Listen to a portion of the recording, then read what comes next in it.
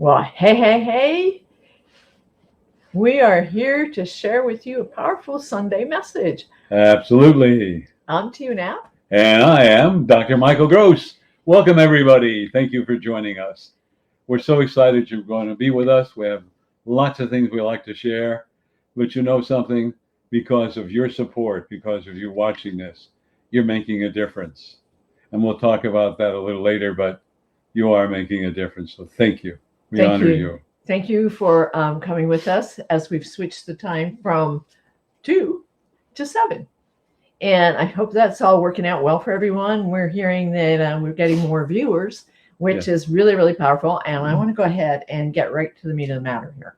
Okay, this is part 3 of this amazing topic called choices.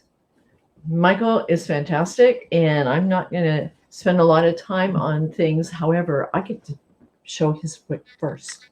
Oh, wow. Look at that. That book looks familiar.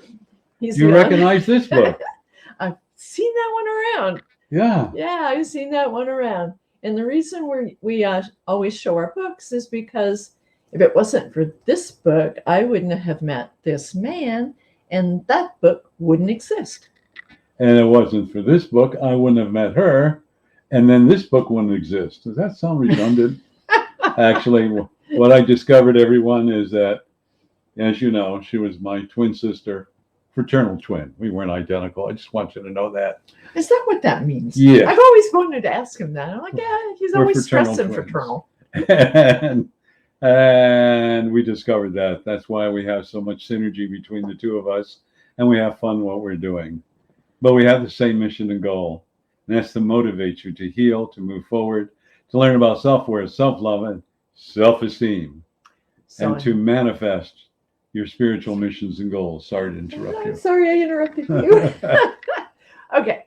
As you know, we do have this little, what'd you call that, synergy? Synergy, yeah. Yeah, we have this synergy, and it was just something that the first time I met him, I knew right away, I'm like, this guy's going to be in my life the rest of my life.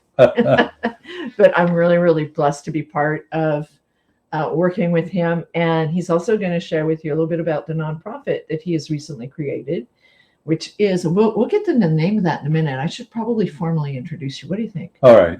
That'll work. You know, we have these little pillows that we sit on, and I think my pillow's kind of poking out in the corners. I apologize for that. Let's talk about our book.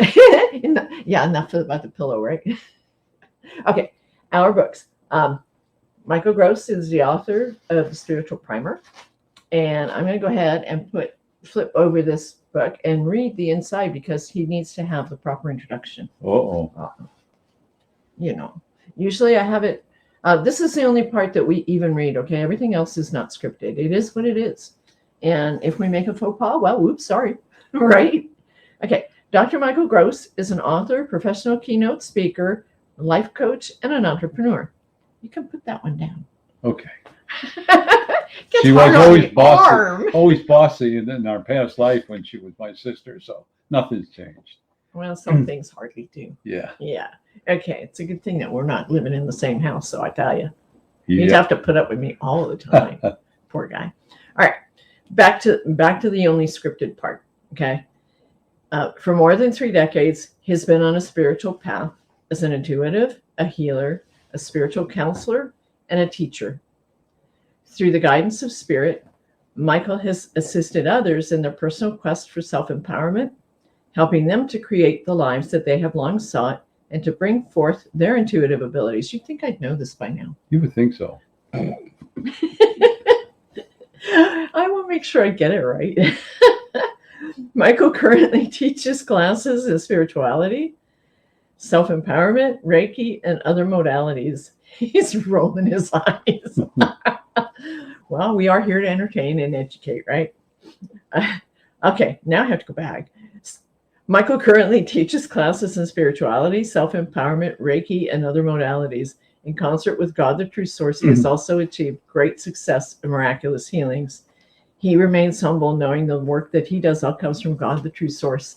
And he also lives in Lakewood, Washington. It's not in here, but he lives in Lakewood, Washington, and he has recently created this wonderful nonprofit that's a 501(c), which he will talk to you about later.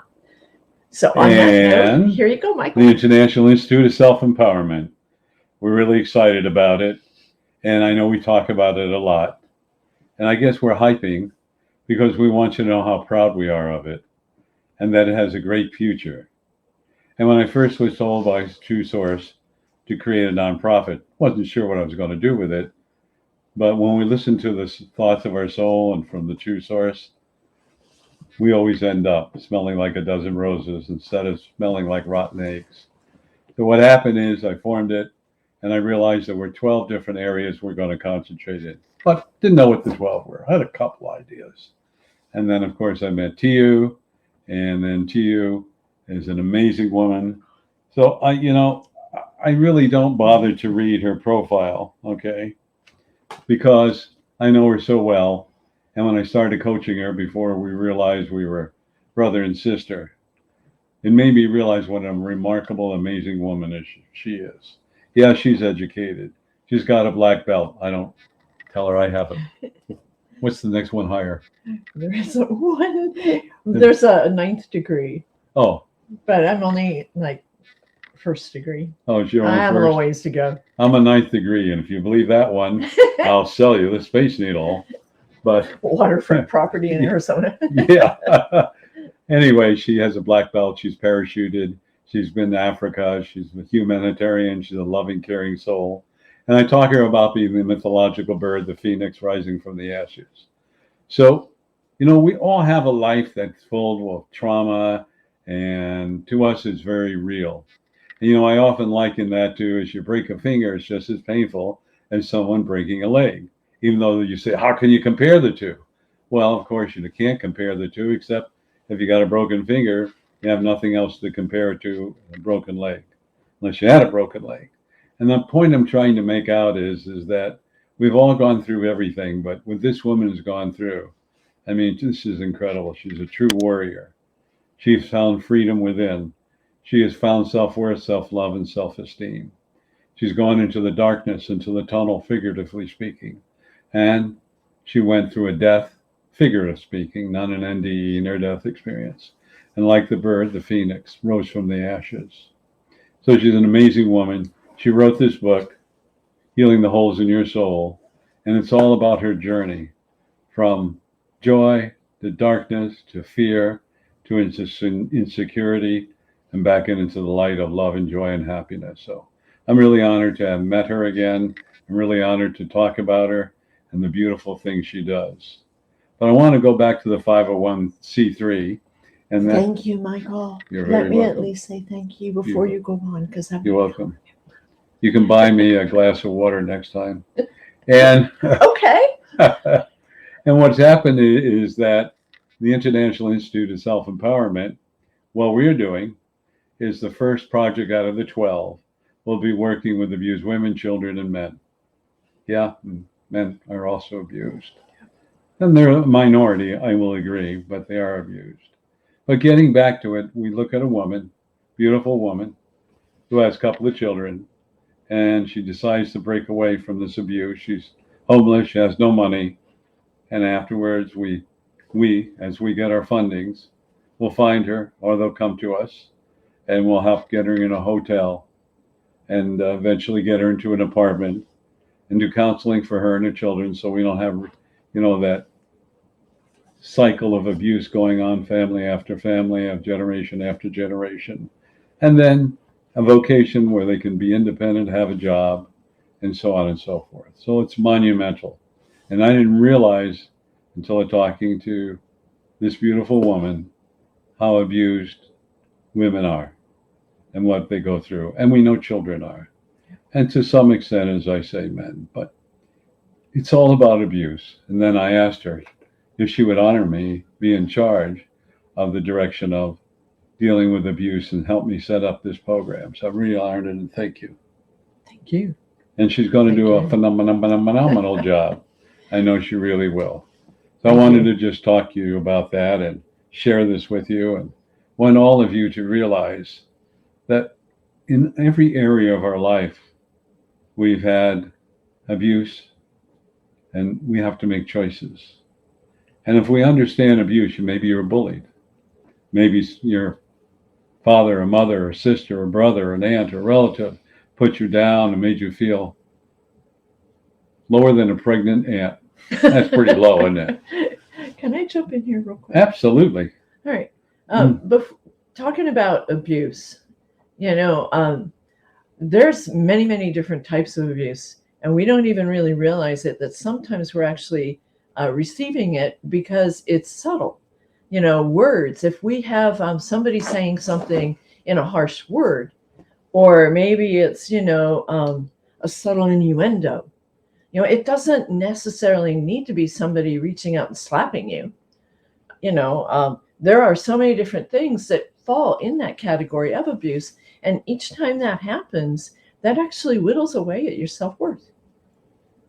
It does. And I just wanted to point that out, that, pay attention to your words, because we could be actually inadvertently putting something negative into somebody else's mind. I'll just share this one real quick. Go ahead. Imagine you just received accolades, 100 compliments on something you did, okay? And one person said something negative. I'll just use my book as an example. Say I had 100 people comment very nicely about my book. I did a book interview yesterday, okay? Had one person said something negative, I would be holding on to that one negative comment and not paying attention to all the positive things 100 people said. And we do that without even realizing it. So mind your words and remember that, that's one person's opinion. It doesn't need to be yours. Thank you. You're welcome. And most people will do that because out of jealousy, or maybe they're conceited, or they're like puffy, or they think they're better than anyone else. And the only reason they act that way is because they're so insecure. But I want to get back a little bit about what you said.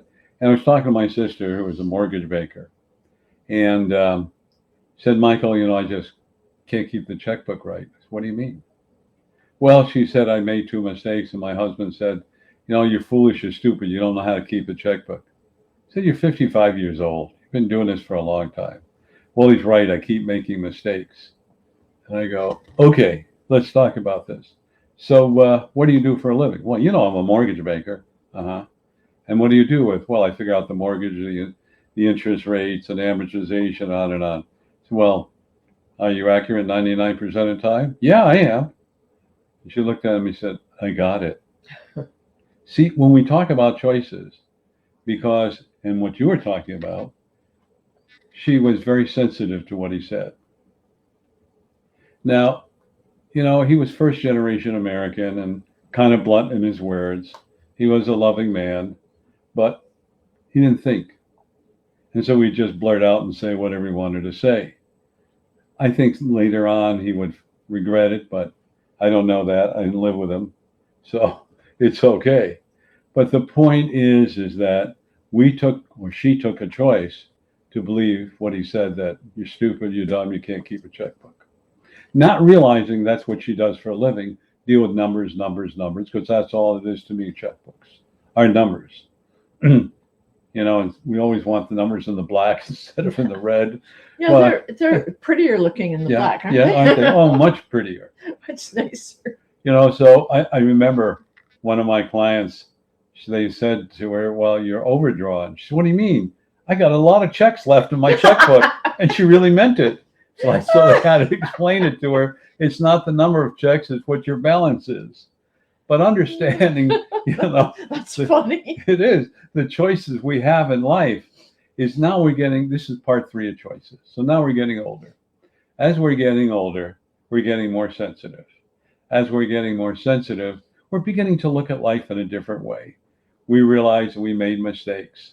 But remember what the true source told me, mistakes. There are no mistakes. None whatsoever, because you learn what's right and what was wrong, what worked and didn't work. That's what you learn. So don't look at a mistake as something negative. You just learn what worked or didn't work. But as we get older with our choices, let's talk about the choices of our thinking. And I always talk about never celebrate your birthday. What do you mean, Michael? You only celebrate the anniversary of your birth. Because when you are growing up and you look at mom and dad and grandma and grandpa, they look older than you. But as the age goes on, grandma and grandpa become wrinkled and frail and they can't walk. And maybe they end up in a nursing home and they're gray and they're a little grouchy. And then mom and dad begin to get older and they get gray. So, what is the subconscious thought? Subconscious subliminal thought is, I'm going to look like that. Oh. And you know what? You don't realize you're thinking that way. What if you just said, it's the anniversary of my birth, so it's something joyous? You don't want to mask these subliminal subconscious thoughts. So that's another choice you have. Now, the other choice you have is to look around and see what you've done to bring up your family, your children, friends, relatives. See what you've done. And you know what? This is the choice you need to make. I did the best I could with what knowledge I had. So you didn't really make any mistakes. You just did what you knew was right. And so when I was growing up, my mom and dad, I said, why? Because I said so. Oh, they said that to me too. Yeah. And like, whack. Oh, yeah, I got that too. So you got a whack, You didn't get spanked, but you got a whack. So then you start thinking about it. Oh, I can't do that to my children. I can't do that to my children. And so that's the choice we made. But let's look at some of the outcome of choices. So we're looking at the younger generation. If you're watching this, I hope you are. And what they're taught is, oh, sorry, sweetheart. You're just a victim. You're just a victim. Oh, the teacher said this. I'm going to talk to the teacher. Like, really? What's going on? So what we've missed is one of the choices we made with our children and others is we cut the slack. We created slack and we back down on making them responsible for their choices. Responsibility of choices. Listen, if you mess up, you can't blame anybody. I hear people blaming other people. But the point is, you made the choice to do whatever you did. Right or wrong, you did it. And so if we learn to take responsibility for our choices, and when you get older, it's a lot easier because you have more knowledge. That's the first thing you need to understand. And there are no such thing as victims. Not at all. Because you place yourself in that position. And that's another thing we need to look at. We place ourselves in that position. What we've forgotten is innately, we know what's right and wrong. A child knows what's right and wrong. And you say, Michael, how can you say that it's just a baby? He doesn't know it. Well, we all know that when a child reaches a certain age, we give them baby food. And it's been a long time since I've had a little baby, of my own, a few years, a lot of years. But I remember the baby foods. Me too. And so my wife would have, I think it was Heinz's and a few others, little jars of baby food. Gerber. Gerber was the other one. Yeah. Isn't it Gerber? Heinz had one too. Yeah. And so it would be mashed up carrots and potatoes, and maybe there'd be chicken and ham and I don't know, other foods. And one day my kids would have the carrots, a little bit of potatoes, and they'd eat some chicken. Next day they didn't want it. She said, doesn't want to eat. I said, well, try something else. And so they would eat the roast beef, let's call it that, and string beans that were mashed up, and maybe sweet potatoes. See, that child, that soul knows exactly what the body needs, and that's why they tasted different foods. They went from point A to point B. So innately, that's my point, we know it's right or wrong. We know a lot of things are wrong. And yet, we give them a lot of slack. And we let children make choices. Well, if you can tell me a 6 or a 7-year-old, besides what the body needs to eat, can make a choice of what outfit or whether they want to go to the movies or whatever they want to do, they really know? They don't. You know where they get their knowledge is? From their peers. And they emulate, they copy their peers. And by the way, you know who else are the peers? You and your spouse. You're a peer. So everything you do, which is a choice, you are relating that choice to them, how they handle the situation. So I have a friend, and her mother screamed and yelled whenever she saw a spider. She freaked out. Well, this woman's now 61 years old. Every time she sees a spider, she screams and yells and freaks out. So what are you doing? I don't know, my mother used to do it, so I guess I'm going to do it. Really? I mean, does the spider have you for lunch? I mean, take a look at this little thing. So Some of those responses, some of the choices we make from life are learned patterns from family, friends, relatives. But I get back to innately because, when we first incarnate, which we chose to come here, we chose our experiences, we chose our families, we chose our body, we chose everything, including our karma. But we don't have to live with those choices forever. We can sit down and say, all right, I learned whatever I need to learn. Now I can move on. And that's so important. And so when we looked at abused women, children, and men, or any of those things, I feel sadness in my heart. I feel compassion. I feel unconditional love. But I also know that all these situations that occurred, part of his karma to learn about self-worth, self-love, and self-esteem. Now that doesn't justify any way, shape, or manner the abuse that goes on. But first of all, we need to take a look at the person and say, I honor you for choosing that route. I love you. And like to you, she said, enough is enough and enough. It's time to change. And as she told me one time, I'm going to thank all the men and people that abused me. I said, why? She said, because I learned about self-worth, self-love, and self-esteem.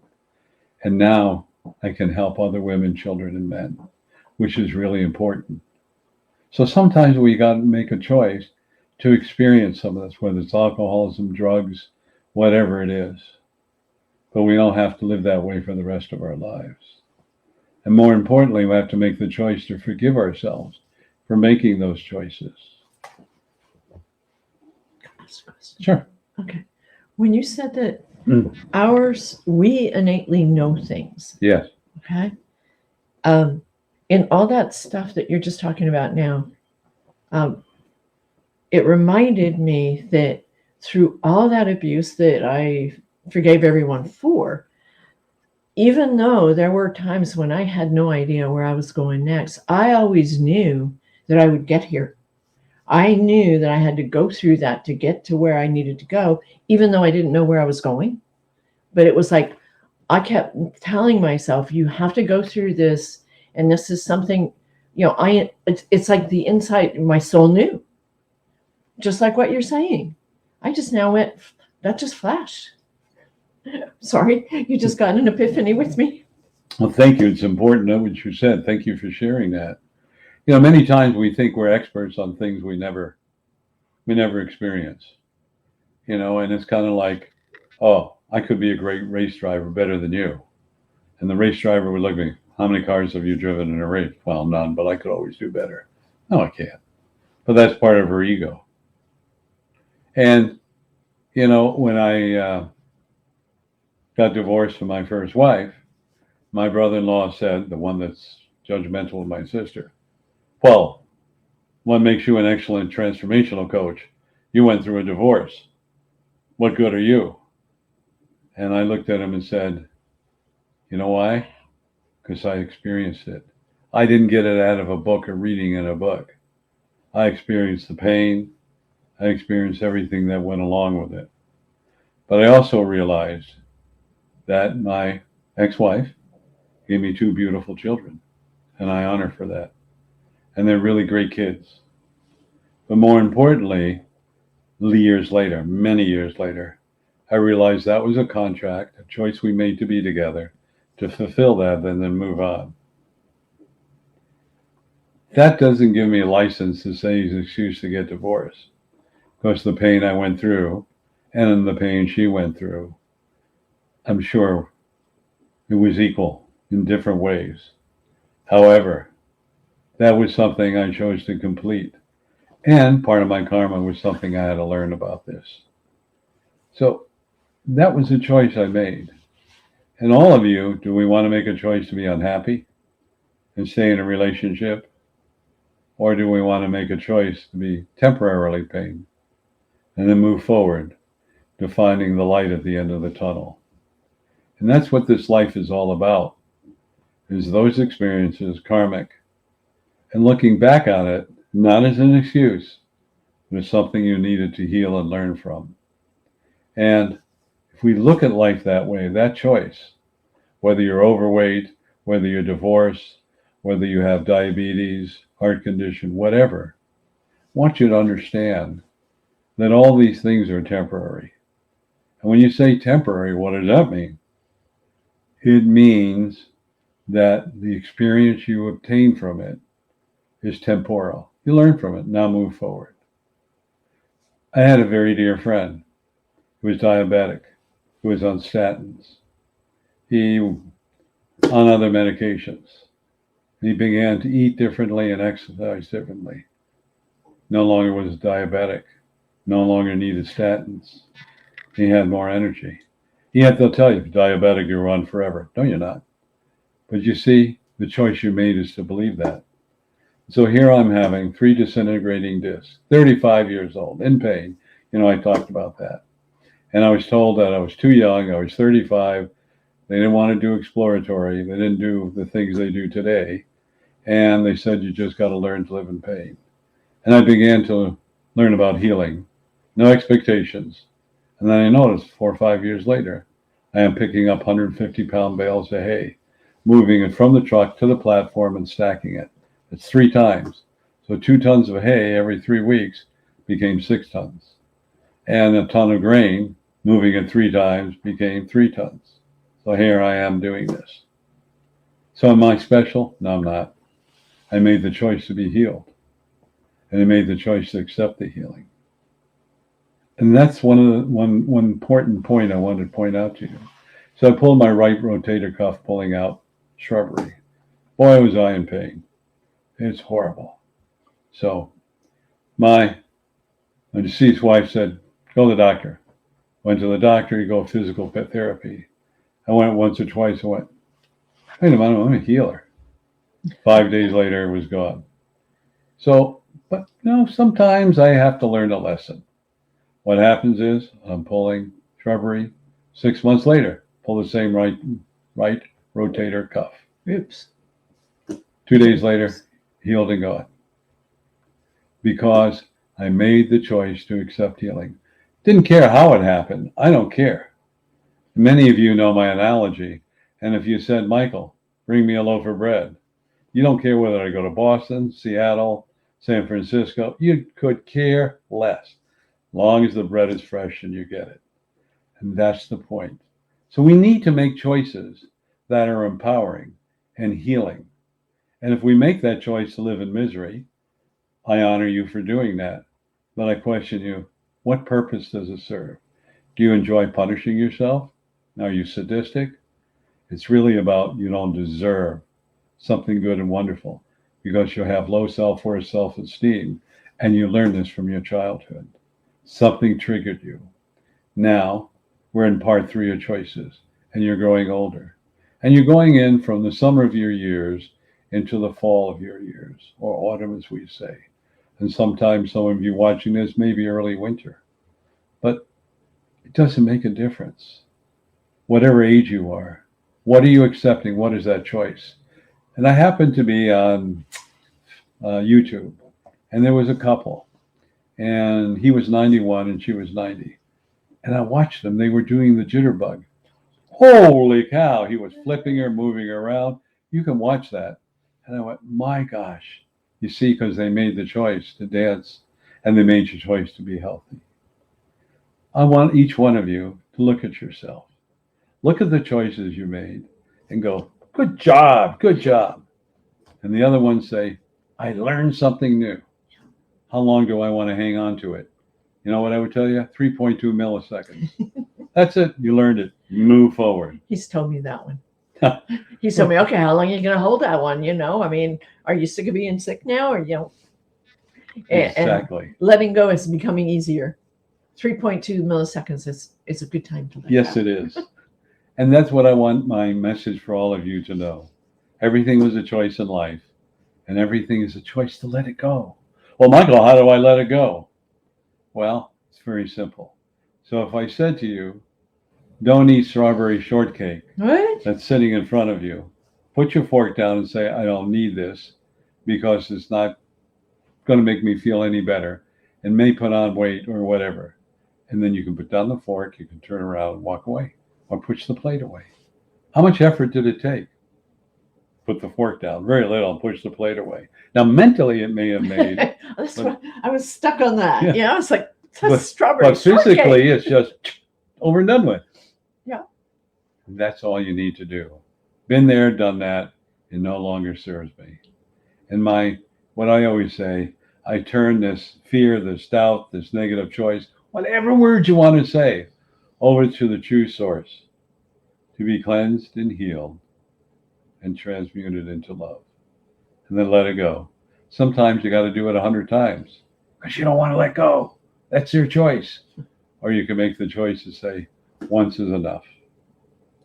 So everyone, how are we doing on time? We're out of time. Well, we're out of time. I saw her grab the book. Yeah. Everyone, I want you to know that everything in life is a choice. And ask yourself what I was to learn from it. And once you know that, it's over and done with. So I thank you for joining us. I really appreciate it. And to you, I'll turn it over to you. Oh, thank you. What a wonderful message, Michael. I'm going to go ahead and invite everyone to a couple of things that Michael does. He has a weekly Tuesday night calling, and he also does a mass consciousness healing the second Saturday of every month.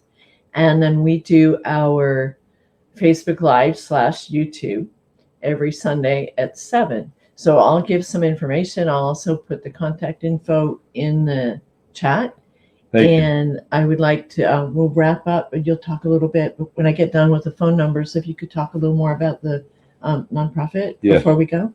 Yeah. Okay. We'll keep it real quick. So you talk while I look up the number. All right. So everyone, every Tuesday night from 6:30 p.m.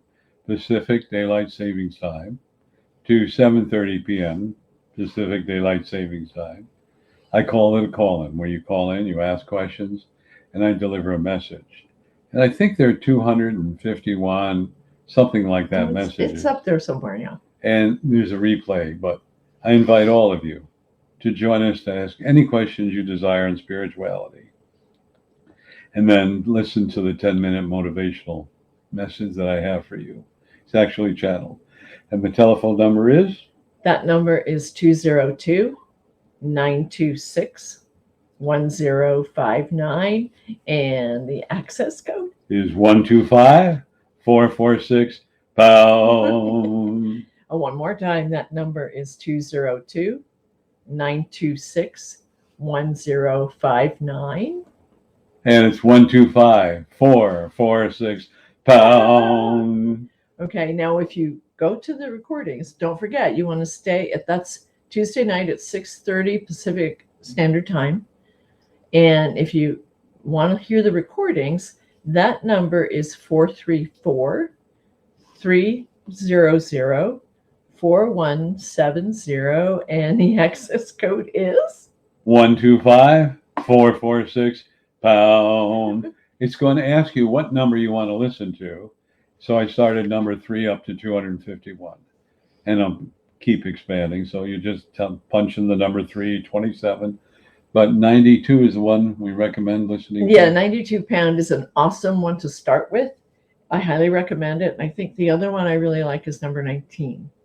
All right. But definitely. And if a number, when you're dialing in, and then if a number pops into your head, just go ahead and put that one in. Obviously, it's a message that you need to hear that number in particular that day. So one more time on that recorded number, it's 434-300-4170, and The access code is 125-446 pound. I love it when you do that, but you always freak me out. Okay, and the Saturday night, or not Saturday night, goodness sake, the second Saturday of the month, Michael, go ahead. Yes, we have a mass consciousness healing. So I invite all of you. It starts at 9:55. I talk for about 3 to 5 minutes. I really let you talk, or when you join us. And then around 10:01, 10:02 until 11:01, we begin a special process where we let the true source of unconditional love come through us, in which we become a conduit to now spread upon Mother Earth and all its inhabitants, every soul, everything, animal, mineral, vegetable kingdom. And We do that, and then when we come back, I chat for about a minute, minute and a half, because I want you to realize that you are the solution. Just look at the planet, what's happening now. No kidding. No kidding. And we can't be an ostrich and stick our head in the sand, which is you to make a difference. And I'll share this with all of you. My personal frustration is most people say they're too busy or too tired to do that. But if I were to tell them, I'll give you a $25 Starbucks coffee card, and the next week is going to be prosperous for you, I guarantee you 99% would show up. But here's what I want you to know. You don't need the Starbucks coffee card. But as you do the work of the true source, which is sending out love and healing, right action, correct exchange comes forward, comes around, goes around. Use that as an incentive with love. So thank you for letting me share that. Absolutely. And that number is the same as the Tuesday night number. So I'll repeat it only once. It's 202-926-1059. And the access code is 125-446-pound. And on that note, very, very quick, we're going to go ahead and let you say a little bit about the nonprofit, and then we're going to wrap this up, okay? Yes, the International Institute of Self-Empowerment. We're going through fundraising. And what I'd like you to all understand is that there's no requirement. But if you can find it in your heart to realize that we're trying to make a difference with abused women and children and men, we're more than open to anything, any gift you want to say, even if it's 50 cents or $1 or whatever. Every little bit helps to make a difference. And T.U. and I are not profiting from it. We don't draw a salary. We don't do any of that stuff. And hopefully we'll never have to. But if we have to, then it'll be voted on by the board of directors. But we really need to understand that it's up to you to make the difference. We've already contributed. Now it's your turn. And contribute with love, contribute financially, contribute helping others, contribute helping others that are in trouble in whatever way possible. It doesn't have to be through the International Institute of Self-Empowerment. But each day when you wake up, make a difference in your life. More importantly, make a difference in someone else's life. Okay. On that note, I just wanted to say that Michael donates his time on the Tuesday nights. We both do. He donates his time Tuesday night, Saturday mornings when we do the mass consciousness healing. And we come to you as a gift as well, sharing the message that he always shares on Sunday. So on that note, we want to, if you cannot donate for the nonprofit or anything, that's okay. But the other thing that we also ask is that you refer what we do and the messages that we come to you, whether it's through Facebook or a phone call or whatever, invite your friends to join. Invite your friends to dial in on Tuesday night. It's important that we get people more aware of what we stand for. It's not personal gain. What it is how we can enrich the lives of others and help our planet, because right now there is a lot of chaos going on and we need to change that. There's nothing more powerful than the energy of love. And that's why we do this, because we want that ripple of love to embrace the world that we're in. On one level or another, we all need to do that. And I know that for me, meeting Michael was just the beginning of how powerful this message is. And on that note, I'm going to wrap this up because we have gone a little over time. Well, I appreciate your time, though. I just want to add one little thing about love. There are only two energies on this planet, love and anything that isn't love. But I want everyone to realize you were created out of love, by love, from love, and with love. At that point, let's talk about closing. And we're wrapping it up. Here you go. The Spiritual Primer. Healing the Holes in Your Soul by T.U. Knapp. Best book I've ever read. And this one couples the most motivating book I've ever read. This makes an awesome bookend. And you've got gifts, holidays are coming, Mother's Day, Father's Day, birthdays, all that stuff. These are great gifts to share with people because this is a gift that will keep on giving long after the holiday is over. Well said. So thank you everyone Thank for joining us. Please tell others. And remember, you are unlimited. Namaste, everyone. Namaste. Have a great week. Woohoo! See you next Sunday. Take care.